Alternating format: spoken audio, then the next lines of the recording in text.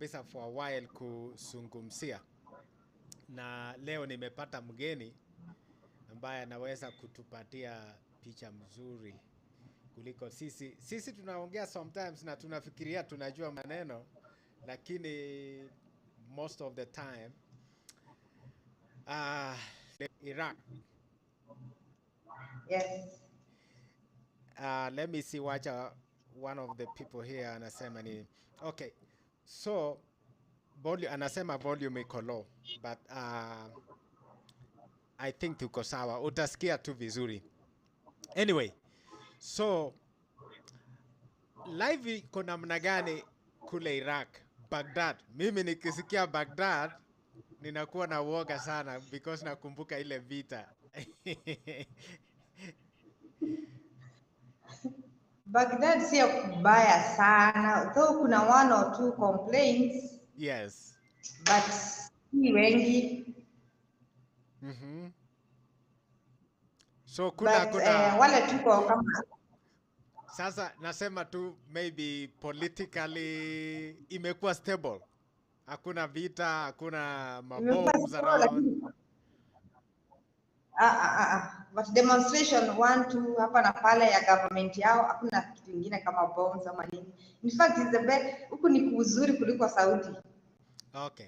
Sasa ile jambo nataka nisungumzie leo kabisa ni mambo ya Saudi Arabia, because Wakenya wengi wameelekea huko, and unfortunately kile nimeambiwa ni kwamba sometimes mtu anakuwa prepared Kenya, anaambiwa tunakupeleka Qatar, tunakupeleka Dubai, and then somebody anachipata kwamba mambo ilibadilika, tunaenda Saudi Arabia. Hivyo ndio inafanyika. Hivyo ndio inafanyika kwa wengine. Ile ndio inafanyika kwa wengine, wanadanganya unaenda kazi fulani, maybe kazi ya hoteli, kazi ya nini, unajipata kwa kazi ya nyumba. Ama pia kuna wengine wanajua wanaenda kazi ya nyumba, but unajua naenda kazi ya nyumba, but wanajipata okay, but the most important thing hapa kwa kwenda kazi ya nyumba ni contract. Okay. Contract heavy msichana hata kidogo. Kama 70% huwa inafika Mwarabu. So it doesn't favor msichana hata, because hata hapa wanasemanga ati kuna health insurance. Ukiwa mgonjwa or anything wanakupea Panadol. Hata ufure miguu ni Panadol. Hata ufanya nini Panadol. And yet they say in the contract they take care of your insurance, health insurance. Haya, the second thing is kwa hiyo contract hakuna off day. Msichana anafanya kazi round the clock. Hakuna kupumzika. Mwarabu anaweza kuita hata saa 7 ya usiku umtengenezee indomie, saa 8 ya usiku na umelala. Because contract haina time ya reporting to work, time ya kupumzika haina. The other thing ni off day, unafanya siku zote. Haina off day. So ya Mwarabu. Okay, tumeelewa kwamba mambo haiko ndio Wakenya waelewe. Hii maneno haiko Iraq, haiko Dubai, haiko Qatar, ni Saudi Arabia. Am I right? Mambo ya contract hata watu wa Qatar, the whole of Gulf. Wasichana wa nyumba hawaendangi off. Okay. They don't, because kwa unaenda kuuliza off yako unaambiwa kwa contract hakuna off na hakuna working hours. Mimi ningeomba tu msichana akitoka tu Kenya contract yake iwe imeandikwa anaenda family ya watu wangapi, anaenda kazi gani. If it is housekeeping iwe ni housekeeping from this time to this time. Kama ni caregiver iwe caregiver from this time to this time, because mtu mmoja akiandika mfanyikazi wanaletana wote, familia yote inakuja hapo because kuna mfanyikazi. Unafukuta umefanyia mpaka show sijui nani relatives unafanyia wakazi, ama unapeanwa unaenda kufanyia mama wa huko, mama wa baba. Yes. Na ukimaliza ukisema hapo kazi ndio hapa unaenda wasichana kazi wanakasirika. kwingine. Ukisema ukikataa wanaanza Yes. na So usiongee. nimeona vitu Sasa hapo ndio wasichana unaona kama wametoroka. Mtu amechoka ametoka.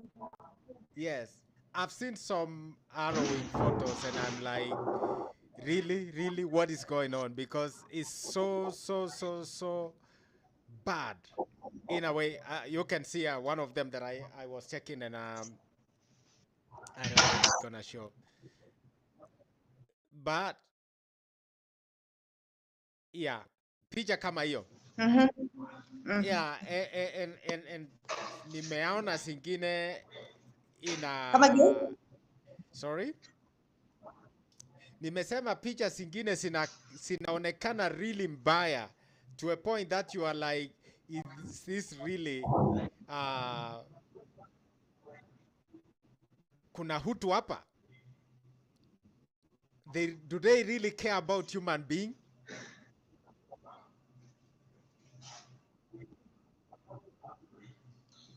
They don't. Yes. Okay, swali ni They kwamba don't. ninataka nikuulize. Most of them they don't. That's why unaona wasichana wakitoroka. Okay. So ukifika huko do you have the right kukata contract yako? Kuterminate, kusema No. hey, I'm done. Una right. Ukishaingia umeingia. Okay. Ukishaingia umeingia. Wanasemanga wanakupea 3 months of probation. 3 months of probation. Wanajifanya wazuri for those 3 months, wanajifanya ni wazuri. Okay. Sasa hapo after 3 months wanakuchukulia ID. Sasa after that washakuchukulia ID and everything. Ndio sasa wanaanza ku misbehave. Nani anachukua ID?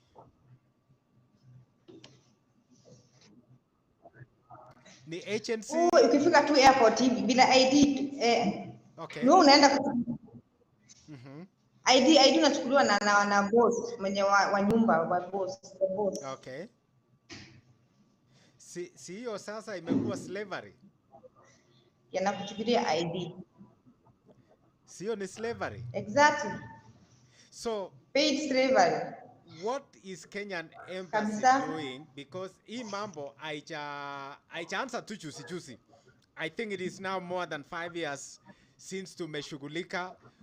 Some people have been killed, wengine wamekuwa injured, like literally injured. Na mtu anakuja nyumbani kama ameharibika kabisa completely. What is the Kenyan embassy doing? What is the Kenyan government doing? Imefanya nini kuhelp to make sure? Because ukilaumu wa Kenya, ukisema muziende, because kuna matatizo nyumbani. Beside that, kuna matatizo nyumbani, na unasema kwamba hey, kuna mtu atanilipa 20,000. And then you are blaming somebody that you cannot provide a job, give them food. So people are hustling, wanasema hey, I don't, nimepata watu wengi wakiniandikia kwamba hey Zef, unaweza kunisaidia ni pata hata kazi ya kuchunga maiti. I mean to take care of dead bodies. By the way, that's a good profession in US. You have to have a degree to be a mortician. You have to have, it's a science degree.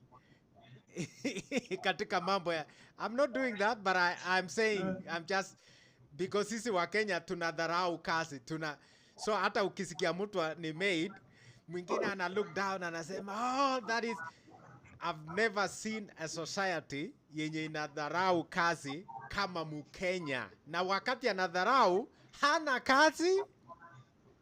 Hapa US, wasungu utakuta zile kazi anafanya, mtu anafanya kazi ako very contented, hata akikuwa public, anasema hey, I'm a bartender. That's my profession. I've done it for 20 years, 30 years. Sio shameful? Kenya ukisema, wewe unafanya kazi kwa bar. Ati unafanya kwa bar? Wewe ni malaya. Completely opposite.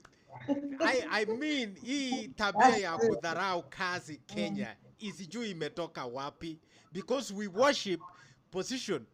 Mtu anakuwa na degree kubwa na kazi. I mean, people don't care about those things. Nobody cares about those things. Move outside Kenya and then you see.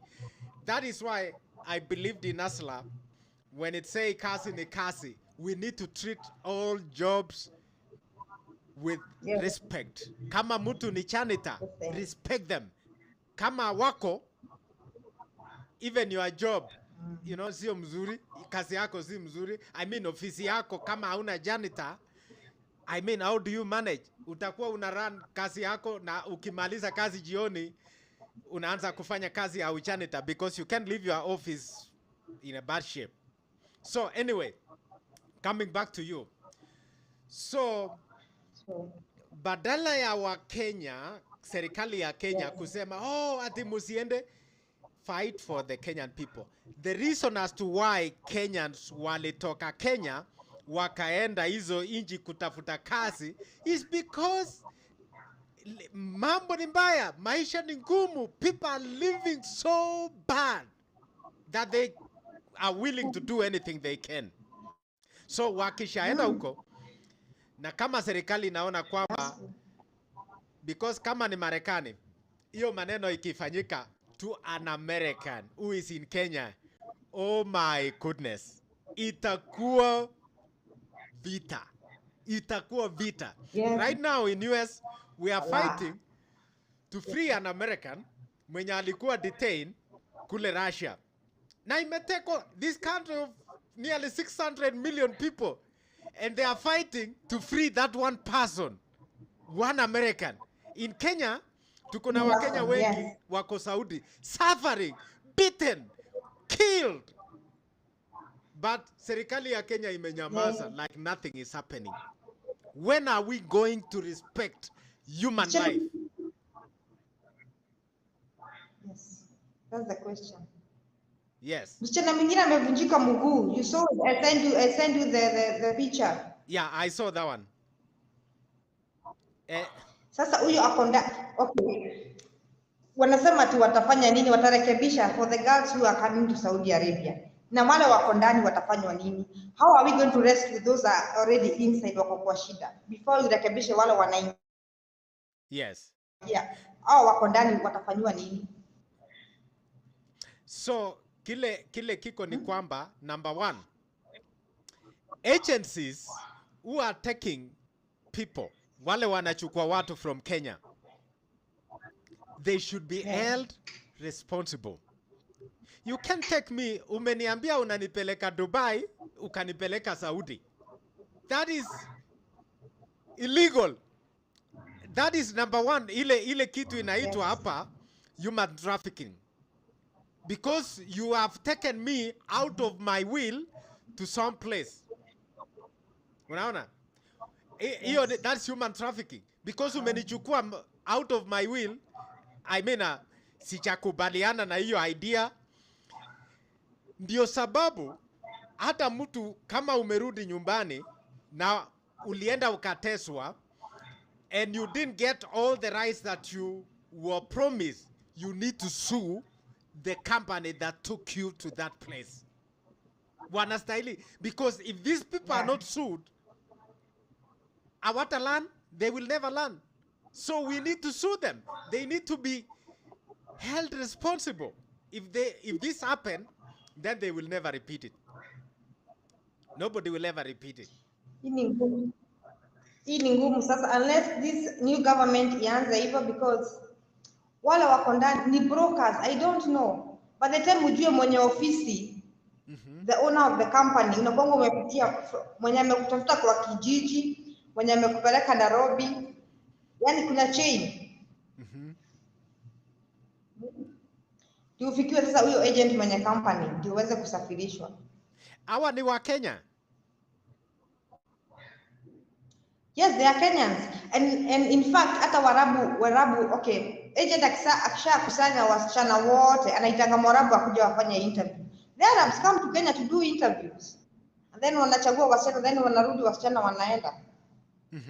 wengine, So but wengine wanapelekanga hawajui ni wapi. You don't even know where you are going. Hujui unaenda familia watu wangapi, hujui unaenda jumba inatoshana aje, because our contract is very weak. The contract is very weak, na hiyo ndio inatumanga Waarabu watubebe hivyo, because our contract is very weak. It doesn't support us at all. And that's why nimesema that is real human trafficking, ni kwamba hizo conditions how are not specified. They are not saying, hey, Yeah, I don't know. Somebody who is responsible to you is this one. So you are handed over, huyu anakupeleka, you are handed over to this other person, and then this other person hands you to another person. By the time unafika penye unaenda, umepitia 2-3 people. That is human trafficking. Yeah. And I wonder where serikali ya Kenya is when Kenyans are being abused, na mtu mwenye ati wako embassy Nairobi ya Saudi Arabia, we are not even telling them. I think I've lost my guess for some reason. So atakuja, I will see when she comes back. But unfortunately, nothing is happening. Nothing is happening. Wao wanafurahia kule wako katika hiyo embassy yao. We haven't, hakuna time serikali ya Kenya imesummon ambassador wa Saudi Arabia aeleze why are Kenyans being abused. Mbona wa Kenya wanakuwa abused? So that is something that they need to explain. And I'm not trying to mince my word, because that is exactly what needs to happen. I'm sorry because my system keep blinking. But they need to be held responsible. That's what I'm saying. Number one, your embassy ieleze. Ambassador wa Kenya mwenye ako Saudi needs to be redeployed back home, because he's doing damn nothing. Hakuna kitu anafanya. Because you can't have Kenyans wako kule and they are suffering, and wow, they are doing nothing to help. Hata kuita wa Kenya kusay, hey, there's, hata kama ni Mkenya moja, hata kama ni moja, because we far value human life, human dignity. Waja kitu ifanyike kama hiyo in the United States, and you will see a real fire. Right now, we are the negotiation between US and Russia iko huko juu, because no American will be abused outside US when the government inajua kwamba that thing is happening, na wananyamaza. Kenya, come on. And then you blame a Kenyan kwamba ati alienda Saudi. Somebody is suffering. Watoto wanaenda shule, hawana kazi, hawana food, and they are desperate. They are looking for anything to survive. But you know, remember one thing. Some of the things are beyond their control. Because I lost a guess, but I'm still waiting for her to come back. So, when they decide to go, wamedanganywa na ma-agents who are trafficking people in Kenya. And we need to talk to the international organizations, because there is active human trafficking between Kenya and Gulf Coast. And somebody has to rise up and say, there is a problem here. There is a problem. It is human rights abuse. And I don't even know why what the so-called human rights activists in Kenya are doing. They are doing useless. They are doing nothing. They are not helping Kenyan. I don't know what they are doing. So, what I'm saying ni kwamba, somebody has to rise up and say something, because we can't allow human trafficking in 21st century. We can't allow human abuse in 21st century when everybody knows it's happening and then we are quiet. Mtu amefunjwa miguu, mtu anafanya kazi 24/7. How can you work like that and you are denied food, our party food, and we still treat like life is normal? I'm sorry because I lost my guest, but she is back and I'm gonna bring her back so she can tell us more of what she was telling us. I'm sorry I lost your connection, but be in the middle of the camera. So you can have that kind of life. Seriously, you can't have that kind of life. And somebody has to say something. Somebody has to rise up and say there is a problem. Nani nashanga, we have women representatives. So supposedly, and I'm calling on them, these women representatives are representing women in their counties. Sadly, they are shut, they are quiet, they are saying nothing when women are being abused in Saudi Arabia. What are they doing? Why are they enjoying our taxes and doing nothing? Even to open up your damn mouth, you can't. I'm calling on you. These women rep, you gotta do your job. I'm not saying fight for men. Men are strong enough to fight for themselves. And that's why we don't have men rep. We only have women rep. But umepewa pesa, unakula pesa ya umma, and even if you don't have energy, a few days ago, Cosmo Joe mentioned Mama Ngina. And then ikaona Pasaris and the rest of the women waka demonstrate Nairobi. Because Pasaris, mentioned Mama Ngina. But the same women rep can't do anything when Kenyan girls are abused, killed in Saudi. Hata kwenda tu kwa embassy ya Saudi Arabia na waseme, hey, you gotta stop this shit. You gotta stop it. They can't even do that. Give me a break. We need to know the count from those agencies. Watuambie wasijana wangapi wametoka Kenya na wakaenda Saudi Arabia. We need to know where they are. We should be able to have them have a cell phone. Every one of them. That is a right. Akokasi, yes. But every Kenyan mwenye ametoka Kenya akaenda Saudi Arabia, rule number 1, they need to have a cell phone to communicate home if there is a problem. Hatuwezi kusema ati mtu alienda Gulf Coast na hana hata simu because amenyang'anywa because they don't want her to call home. Come on. Katika ulimwengu wa sasa. It's so painful. I don't like it. Let me add this. Yes. In Gulf countries, we have so many people from the world. Na hawana cases kama zetu. We have Philippines, we have Indonesia, we have Sri Lankas, we have Indians, Bangladesh, Vietnam, Ethiopia, Uganda, name them. But why Kenya? Because the government has neglected the Kenyans. Hawatutambui. Yes. Philippines, hata wakichoka mtu atu asikia amechoka. Akona homesickness. He just go to say, I want to go home. I don't know how they do it, and the girl go home. Jaribu useme ati wewe unaenda Kenya, wewe Mkenya. Oi. Utafungwa mpaka na gezegei huko juu. You are done. Mambo yako imekwisha. Mambo yako imekwisha. So, me, I'm saying, if na wakigonjeka, when they are sick, they have safe houses. Wanapelekwa, those Philippines and those, they have the safe houses.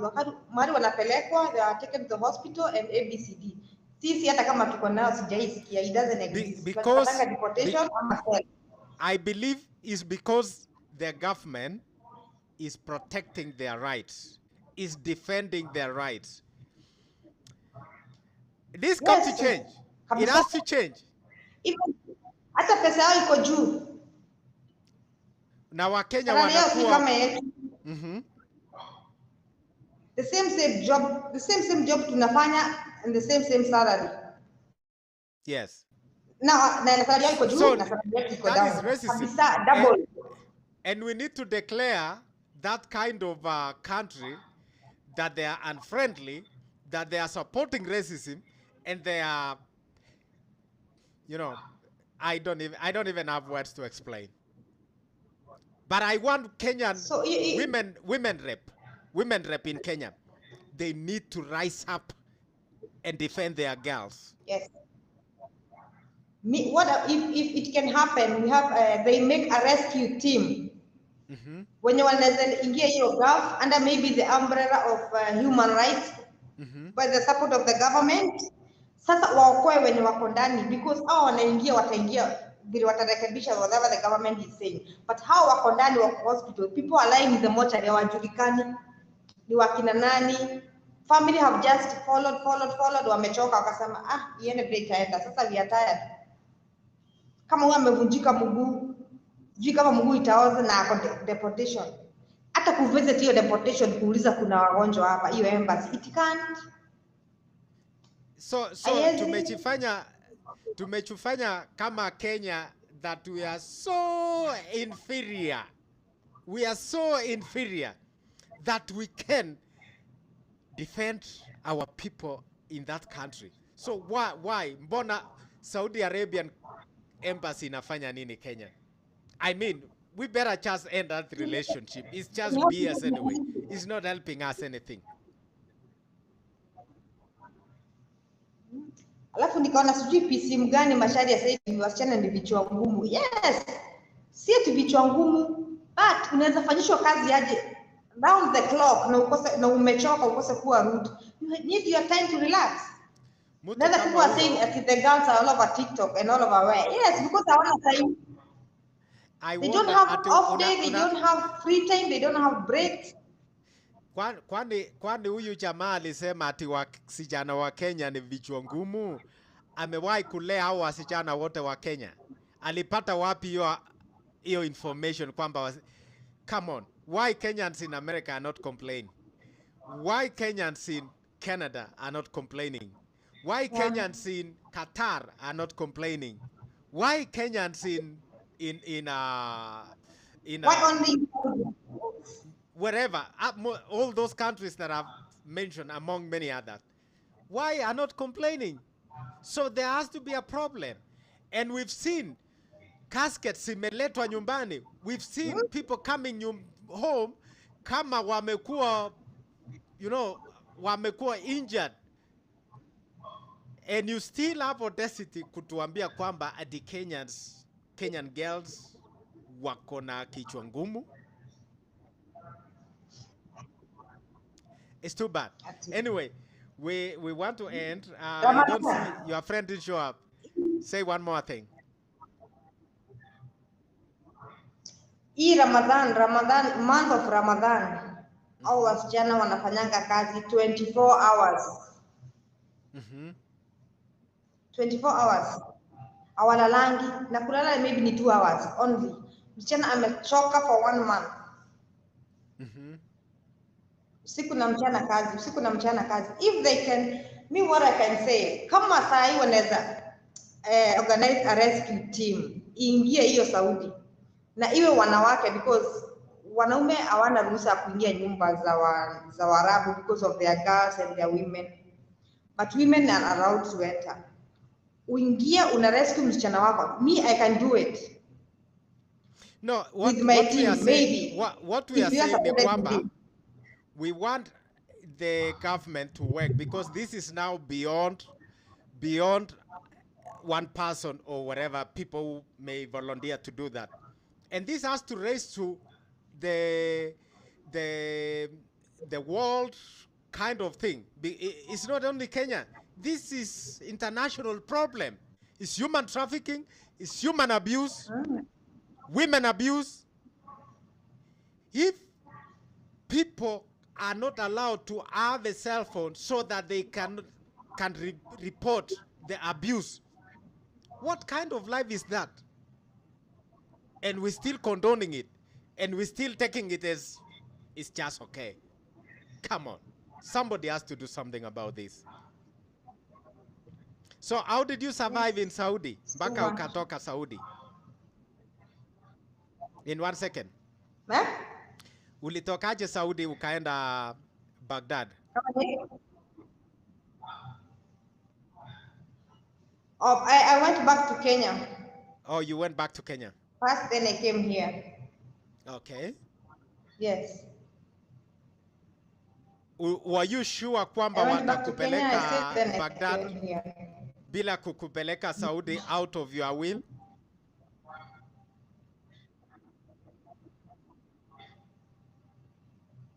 No, they didn't.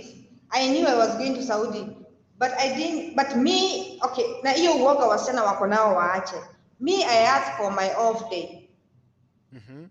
Na me, Friday I was not working because niwauliza, when is my off day? Na wakaniambia, okay, Friday, it is your day, you'll be sleeping but not going out. You cannot go out alone.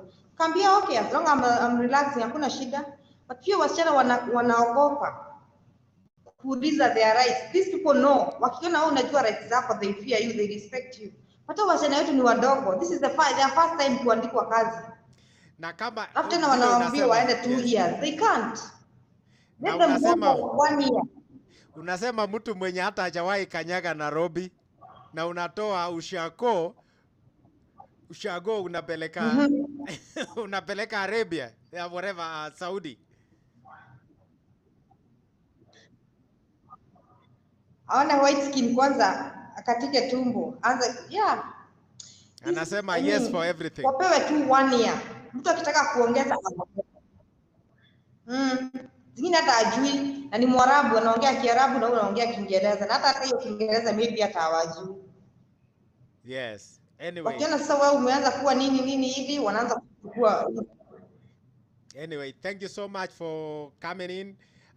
Tell your friends that we can do another show maybe in the coming days. And if you have anything to share, let me know, and then we can organize, and then we can talk about that. Other than that, thank you so much. I appreciate, and I don't take for granted the time you have given to this show. Na kueleza wa Kenya, we all fighting together. That's why I'm calling on women rep. You are failing Kenyan people. If you are not fighting for these girls, you are a total let down. Don't even get elected. We need to fight to get rid of that women rep thing. If you cannot fight for these girls, what are you there for? What are you doing? What's your job? Anyway, thank you so much, and I appreciate for your time. We will catch up again. Thank you so much. Thank you.